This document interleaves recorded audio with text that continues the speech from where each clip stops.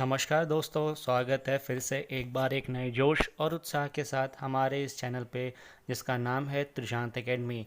और मैं मिश्रा सर हाजिर हुआ हूँ आपके समक्ष एक ज़बरदस्त टॉपिक लेके। जी हाँ, आज का टॉपिक बहुत ही इम्पोर्टेंट है क्योंकि इससे एग्ज़ाम से रिलेटेड बहुत सारे पॉइंट्स आ सकते हैं। दोस्तों, आज का टॉपिक मेरे लिए नाबार्ड स्टूडेंट्स के लिए भी है और भी कई एग्ज़ाम्स को लेते हुए आज का टॉपिक बना हुआ है। आज के टॉपिक का नाम है टाइप ऑफ रॉक। जी हाँ, NABARD means exam related to agricultures, जो एग्रीकल्चर पॉइंट ऑफ व्यू से इम्पॉर्टेंट है, प्लस उनके लिए भी इम्पॉर्टेंट है जो कि स्टेट लेवल की प्रिपरेशन करते हैं। जी हाँ, देखिए नाबार्ड में क्या अक्सर इम्पॉर्टेंट पूछता है इस टॉपिक में। दोस्तों, आप क्या जानते हैं व्हाट इज़ रॉक्स? रॉक्स आखिर होते क्या हैं? कई लोग हिंदी में जानते होंगे, इसको कहते हैं चट्टान। जी हाँ, बड़े बड़े पत्थर या बड़े बड़े चट्टान को ही हम रॉक कहते हैं। लेकिन इसकी क्या इम्पोर्टेंस है, ये कहाँ मिलती है और इससे क्या क्या हमें चीज़ें मिलती हैं, मतलब इससे क्या हमें मिल सकता है, क्योंकि ये नेचुरल अकरिंग सब्सटेंस है। लेकिन दोस्तों, अक्सर बच्चे लोग इसमें कंफ्यूज होते हैं कि मिनरल्स और रॉक्स, इन दोनों चीज़ में, इन दोनों टर्म में बच्चे अक्सर कंफ्यूज होते हैं। छोटे क्लासेस में देखें तो ये दोनों को कंफ्यूज करता है। तो मैं आपको बता दूं कि फर्स्ट हम लर्न करेंगे कि मिनरल क्या होता है। सबसे पहले मैं ये बताऊंगा। दोस्तों, यहाँ पे लिखा हुआ है a solid object that are formed in nature and has never been alive. मतलब कि एक ठोस पदार्थ होता है। मिनरल क्या होता है? एक लिक्विड, ना ही गैस, एक वो सॉलिड पदार्थ होता है, ठोस पदार्थ होता है जो कि नेचर में मिलता है और कभी अलाइव नहीं होता, मतलब कभी जिंदा नहीं रहता। मीन्स ये पहली बात तो ये नॉन लिविंग है, ठीक है। दूसरा कि ये मैन मेड नहीं है, ये बाय नेचर है। और तीसरा, ये सॉलिड है, ठीक है। लेकिन अगर ये सॉलिड हुआ और अगर ये मैन मेड हुआ तो फिर रॉक क्या होते हैं? रॉक्स भी तो यही होते हैं ना, रॉक भी तो ऐसे ही होते हैं।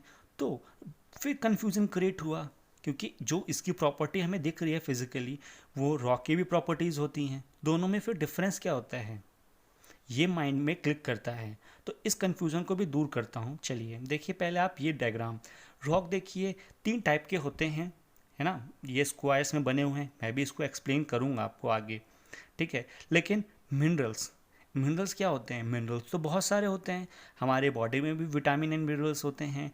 और अक्सर हम देखते हैं कि डॉक्टर ये प्रेफर करता है, बोलता है आपके बॉडी में विटामिन या मिनरल्स की कमी है तो आप ये खाइए वो खाइए। तो क्या हम पत्थर खाते हैं? नहीं, वो मिनरल्स अलग होते हैं और ये जो मैं आज डिस्कस कर रहा हूँ वो मिनरल्स अलग हैं, ठीक है। तो ये देखिए, पहले रॉक क्या होता है। Rock are made up of minerals. जी हाँ, यही सबसे बड़ा डिफरेंस है। मिनरल तो अलग चीज़ है, सॉलिड सब्सटेंस है, लेकिन रॉक मिनरल से ही बना होता है। समझ में आया? Some rocks are made up of just one mineral while other are made up of many minerals, ठीक है। ये ग्रेनाइट, ग्रेनाइट एक एग्जाम्पल है जो थ्री मिनरल से बना हुआ है। अब समझ में आया? जी हाँ, ये देखिए एग्जाम्पल ऑफ मिनरल, आयरन। हमारी बॉडी में भी आयरन होता है ना, बोलते नहीं आयरन की कमी है या आयरन हमें लेना चाहिए, वो है क्वार्ट्ज, जिससे ग्लास बनती है, ठीक है। ऐसे ही डायमंड, ये हीरा होता है, ज्वेलरी में काम आता है, ठीक है। ऐसे ही कैल्साइट और हीमाटाइट, ये दो प्रकार के और मिनरल्स होते हैं। वैसे तो बहुत सारे नंबर ऑफ मिनरल्स हैं, लेकिन ये कुछ पॉपुलर मिनरल्स हैं जिसको मैं आपको लेके आया हूँ। ये अक्सर एग्जाम में एग्जाम्पल्स में आपको पूछ सकता है, ठीक है। तो ये देख लीजिए, इसका यूज़ अगर हम बात करें तो क्वार्ट्ज का जैसे बताया था मैंने कि ग्लास में यूज़ होता है, डायमंड ज्वेलरी बनाने में यूज़ करते हैं, और many things that we use and see every day are made up of iron. जैसे कि देखिए रेलवे ट्रैक है बगल में दिखाया, वो आयरन का बना होता है ना। आयरन जो है हम जिसे प्रेस करते हैं, प्रेस, वो भी आयरन का बना होता है। तो ये छोटे छोटे जो चीज़ें हम ध्यान नहीं देते, अक्सर वो डेली लाइफ में हम इसको ऑब्जर्व नहीं करते, वही चीज़ होती है, वो अक्सर मिनरल्स की ही बनी होती है, ठीक है। अगर मैं बात करूं कि रॉक, आखिर रॉक बनता कैसे है, तो अगर flowing water, exploding volcanoes and heat and pressure from inside the earth all form the three type of rocks. ध्यान से, फ्लोइंग वाटर हो रहा हो, एक्सप्लॉइटिंग वोल्केनोज या heat of pressure inside the earth surface से, ये सब चीज़ें होती हैं, तो तीनों प्रकार के रॉक्स ऐसे ही बनते हैं। कोई अलग कोई वे नहीं है, इनका मेथड नहीं है, ठीक है। चलिए मैं आपको बता दूं कि यूज़ क्या है। जैसे हमने मिनरल का देखा था वैसे ही हम रॉक का देखते हैं। तो रॉक कहाँ यूज़ होता है? बिल्डिंग्स में। आप पुराने ज़माने की ब्रिटिश टाइम की बिल्डिंग्स देखे होंगे, तो वहाँ पे बिल्डिंग्स में रॉक बड़ी बड़ी पत्थर से ही डायरेक्ट वो बना है, उसको आकार दे दिया स्क्वायर शेप का और फिर बना दिया। ऐसे स्टैचूज़ या कंप्यूटर चिप्स, मेन खास बात है कंप्यूटर चिप्स भी रॉक के ही बने होते हैं।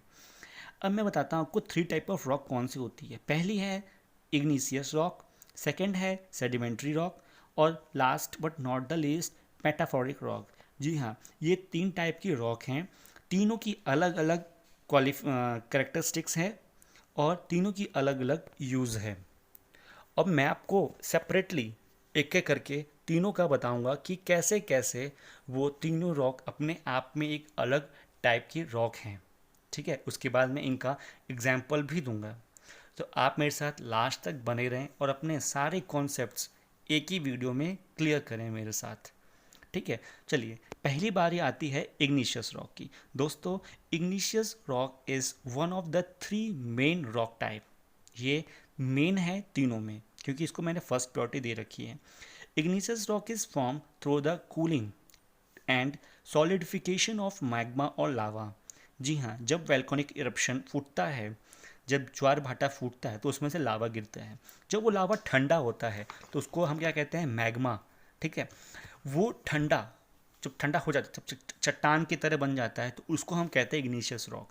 Igneous rock may form with और without crystallization either below the surface as a intrinsic rock और on the surface as a extensive rock. ये 2 टाइप की इग्निशियस रॉक भी होती है, इंट्रेंसिव और एक्सटेंसिव। ये इनसाइड द सरफेस हुआ तो इंट्रेंसिव होता है और आउटसाइड तो एक्सटेंसिव।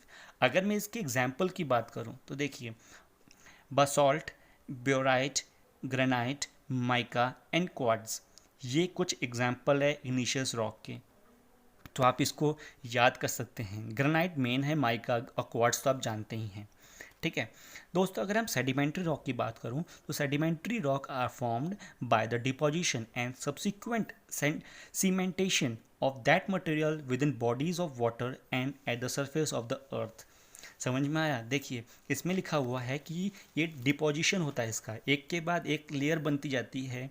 अगर हम बात करें इसकी मतलब रॉक की, एक के बाद एक सब्सिक्वेंट लेयर बनती है, उसके बाद फिर एक और लेयर, उसके बाद एक और लेयर, एक के बाद एक ऊपर लेयर बनती जाती है, ऐसे ही बनती जाए।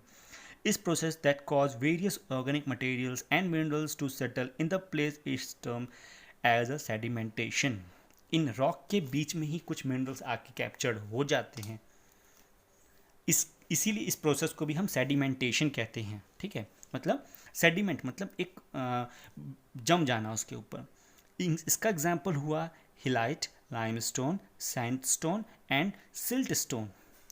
याद करने का बस यही तरीका है कि स्टोन आप वर्ड याद करिए तो लाइम स्टोन हो गया, सिल्ट स्टोन हो गया, सैंड स्टोन हो गया और हेलाइट। ये 4 मेजर एग्जाम्पल हैं, बाकी तो बहुत सारे हैं और इसके भी सब डिवीज़न हैं। फर्दर आप देखना चाहें तो आप देख सकते हैं। ठीक है दोस्तों, अगर मैं बात करूं मेटाफोरिक रॉक की, तो metaphoric rock are make up a large part of the earth crust. ये पूरे अर्थ क्रस्ट में फैला हुआ है। आर क्लासिफाइड बाय टेक्सचर, मतलब उसका जो टेक्सचर है उससे भी क्लासिफाइड कर सकते हैं, by chemical and mineral assemblage. ठीक है, they may be formed simply by dipping deep beneath of earth's surface subjected to high pressure and the great pressure the rock layer above it। ठीक है, ये मतलब कि इसको हम अगर डीप करें, बहुत अर्थ के सरफेस से बहुत डीप करना पड़ता है, तब जाके ये हाई टेम्परेचर और हाई प्रेशर के बाद जाके ये रॉक की लेयर हमें मिलती है मेटाफोरिक की। अगर मैं इसका एग्जांपल दूं तो इसका एग्जांपल होगा मार्बल, स्लेट, फ्लेट और क्वार्ट्साइट इसका मेन एग्जांपल है। तभी तो देखिए मार्बल इतना महंगा मिलता है, क्योंकि ये बहुत डीप में जाके वो चट्टान होती है, बहुत डीप में जाके मिलती है हाई टेम्परेचर और प्रेशर देने के बाद। तो दोस्तों आज के लिए बस इतना ही। त्रिशांत एकेडमी की तरफ से मुझे दीजिए इजाज़त और मैं मिश्रा सर आपके लिए हमेशा ऐसे ही वीडियोस लाता रहूँगा और आशा करता हूँ कि आपको मेरा ये वीडियो ज़रूर पसंद आया होगा। और हाँ, ऐसे ही कुछ एग्ज़ाम्स के लिए मैं आपके साथ हाजिर रहूँगा फिर से एक बार। और दोस्तों जिन लोगों ने अभी तक मेरा चैनल सब्सक्राइब नहीं किया है तो प्लीज़ इस चैनल को सब्सक्राइब कीजिए, नोटिफिकेशन बेल को भी ज़रूर प्रेस कीजिए। ठीक है, तो आज के लिए धन्यवाद।